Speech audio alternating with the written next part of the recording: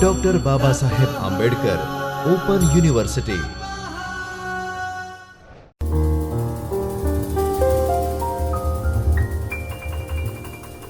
मित्रों, आज हम एक वीडियो लेक्चर में हम सभी BSW 101 यूनिट की 13 जिसका नाम है सामाजिक परिवर्तन के संबंध में पुर्तगाली विचारधाराएं का अभ्यास करेंगे।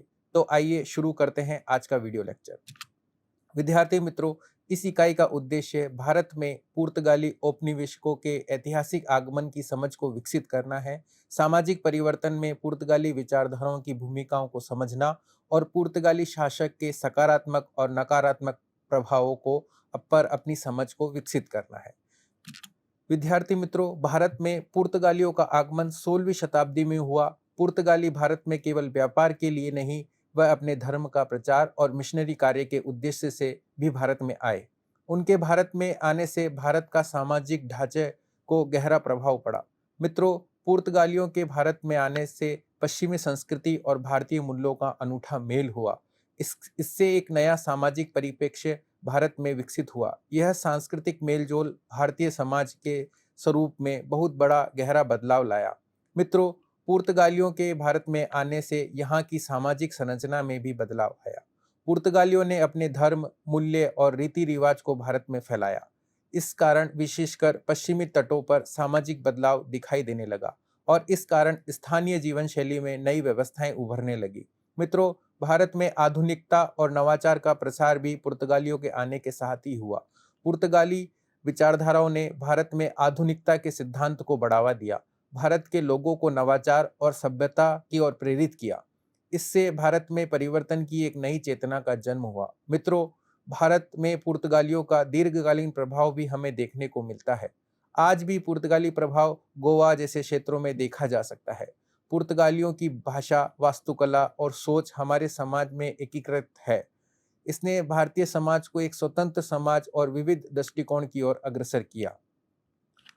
पुर्तगालियों का भारत आगमन। विद्यार्थी मित्रों, 15वीं शताब्दी में यूरोपीय देशों की नज़र भारत पर पड़ी। सबसे पहले पुर्तगाली वास्को डी गामा वर्ष 1498 में भारत के कालीकट तट पर पहुंचे। उनके आगमन से भारत और यूरोप के बीच सीधा समुद्री संपर्क स्थापित किया, जिससे व्यापार और सांस्कृतिक आदान प्रदान की शुरुआत हुई। उपनिवेशिक विस्तार और शासन। पुर्तगालियों ने केवल व्यापार तक ही सीमित न रहकर भारत में औपनिवेशिक स्थापित करने का प्रयास किया। उन्होंने गोवा, दमन और दीव जैसे क्षेत्रों पर कब्जा किया, शासन की नींव रखी। पुर्तगालियों ने वहां सैन्य किले और बंदरगाह बनाए और अपने साम्राज्य को सुदृढ़ करते रहे, जो लगभग 450 वर्षों तक रहा। धर्म और संस्कृति का प्रचार।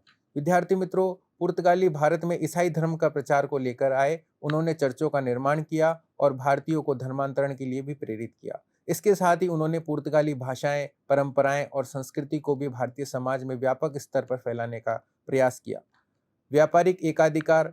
मित्रों, अन्य यूरोपीय देशों को भारत में व्यापार करने से रोक दिया। समुद्री मार्गों और तटीय व्यावसायिक केंद्रों पर उनका पूर्ण नियंत्रण बनाए रखा, जिससे उन्हें अत्यधिक आर्थिक लाभ प्राप्त हुआ। सांस्कृतिक प्रभाव और वास्तुकला। विद्यार्थी मित्रों, पुर्तगाली शासक का भारतीय संस्कृति और जीवन शैली पर गहरा प्रभाव पड़ा।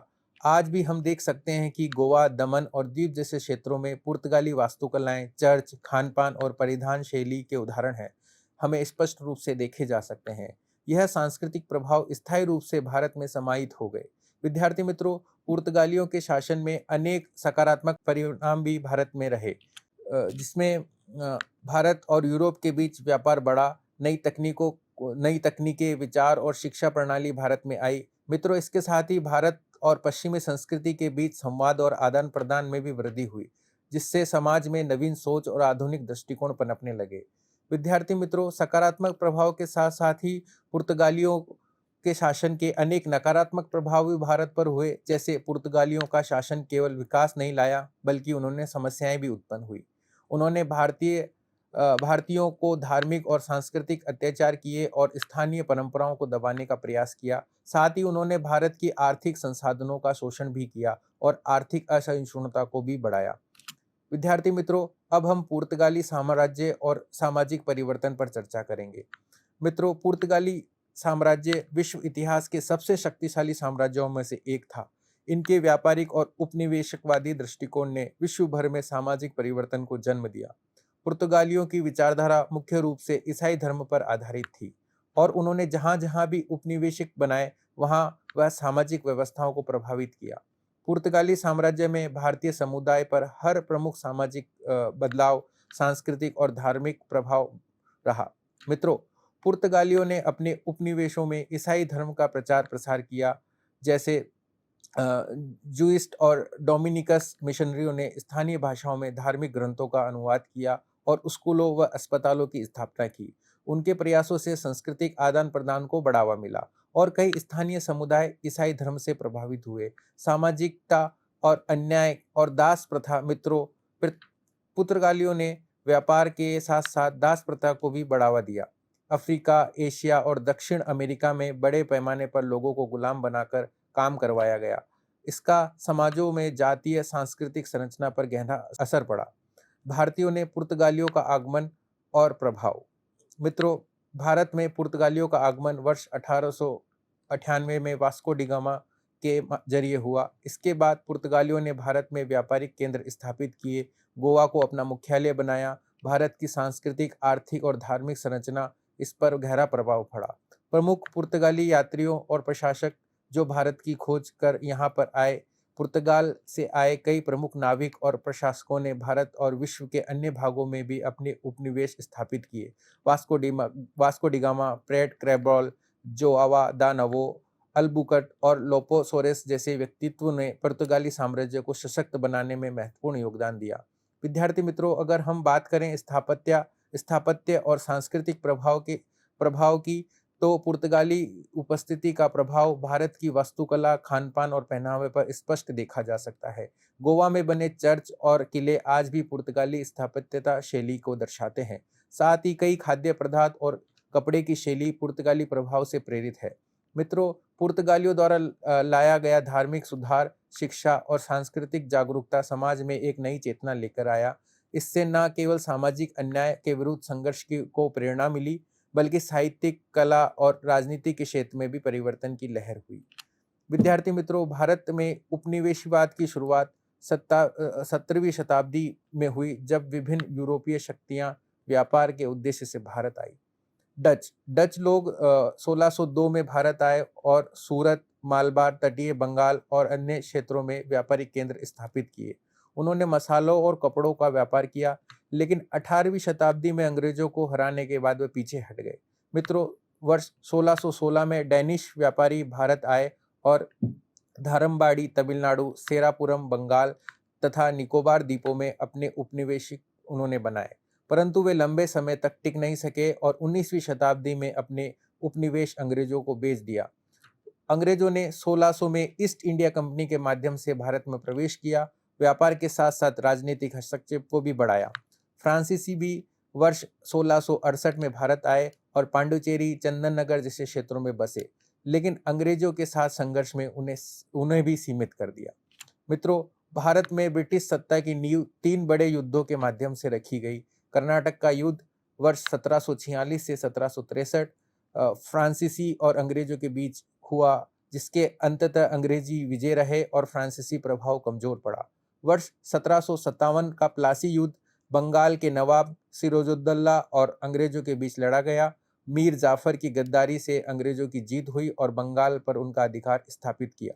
मित्रों, इसके बाद वर्ष 1764 का बक्सर युद्ध, जिसमें अंग्रेजों ने मीर कासिम और मुगल सम्राट आलम द्वितीय और अवध के नवाब को हराया। यह युद्ध ब्रिटिश प्रभुत्व के लिए निर्णायक सिद्ध हुआ। रॉबर्ट क्लाइन इन विजयों के नायक बने। बंगाल का पहला गवर्नर उन्हें बनाया गया। मित्रों, उपनिवेशवादी युग के समांतर विश्व की कई क्रांतिकारी घटनाएं हुई, जिनका भारत सहित पूरी दुनिया पर प्रभाव पड़ा। अमेरिकी स्वतंत्रता संग्राम वर्ष 1775 से 1783 ने उपनिवेशवाद के खिलाफ नई चेतना जगाई और स्वतंत्रता के अधिकार की मांग की और वैश्विक मंच दिया। इसके बाद फ्रांसीसी क्रांति वर्ष 1789 में स्वतंत्रता, समानता और बंधुत्व के जैसे सिद्धांतों को जन्म दिया। यह क्रांति सामंती और राजशाही शासन के विरुद्ध जन आंदोलन था। इसी समय नेपोलियन बोनापार्ट फ्रांस में सत्ता में आए और उन्होंने यूरोप में अनेक सामाजिक और प्रशासनिक सुधार किए। वहीं इंग्लैंड में औद्योगिक क्रांति वर्ष 1760 से 1840 शुरू हुई, जिसने उत्पादन के तरीकों को पूरी तरह बदल दिया। यह एक यांत्रिक युग से नई समस्याओं का उत्पन्न भी हुई। बाल श्रम, शहरीकरण, असमानता, जो बाद में समाज सुधार आंदोलनों का आधार बनी। विद्यार्थी मित्रों, आज इस यूनिट में हमें जानकारी मिली कि पुर्तगाली विचारधाराओं ने दुनिया में कई समाजों को गहराई से प्रभावित किया है। भारत, अफ्रीका और दक्षिणी अमेरिका में लंबे समय तक पुर्तगालियों ने शासन किया और वहाँ की संस्कृति, भाषा और धर्म को भी प्रभावित किया। उनमें कई बदलाव भी लाए। उन्होंने ईसाई धर्म और पुर्तगाली संस्कृति को थोपने की कोशिश की, जिससे कई जगह सांस्कृतिक संघर्ष और सामाजिक बदलाव भी हुए।